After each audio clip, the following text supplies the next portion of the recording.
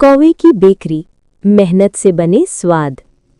हरे भरे जंगल में एक छोटा सा काला चमकीला कौवा रहता था, काका कौवा।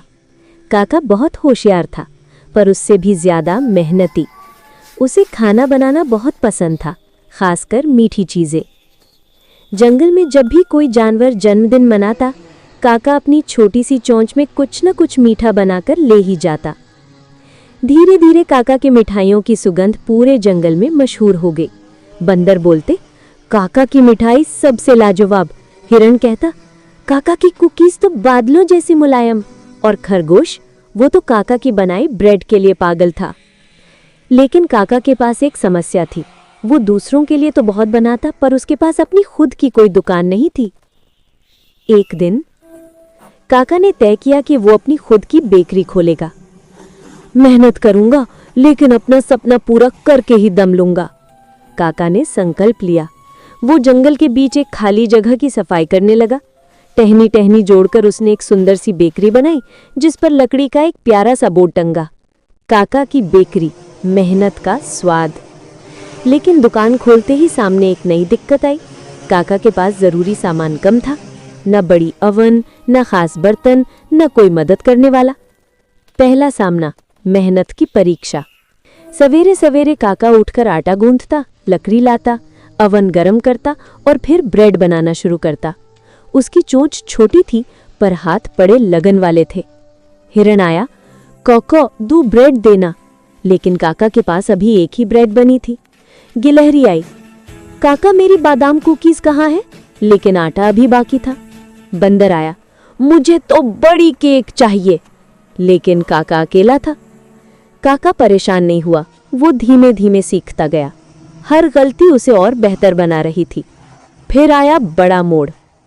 जंगल में फसल महोत्सव होने वाला था। हर कोई कुछ न कुछ बेचने वाला था। हिरण की फल मंडी, गिलहरी के सूखे मेवों की टोकरी, खरगोश की सब्जियां।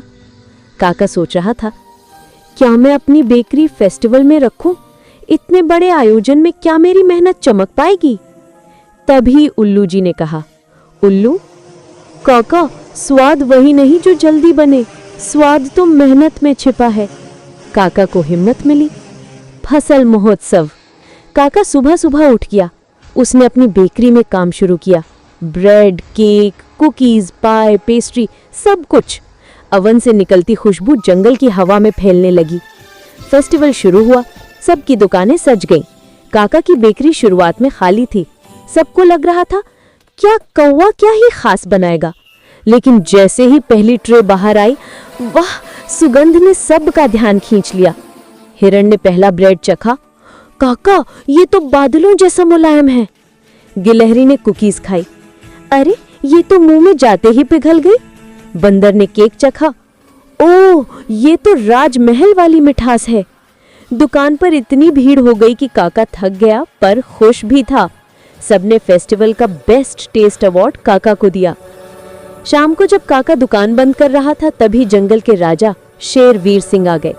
उन्होंने कहा, काका, तुम्हारी बेकरी में सिर्फ स्वाद ही नहीं, मेहनत भी महकती है।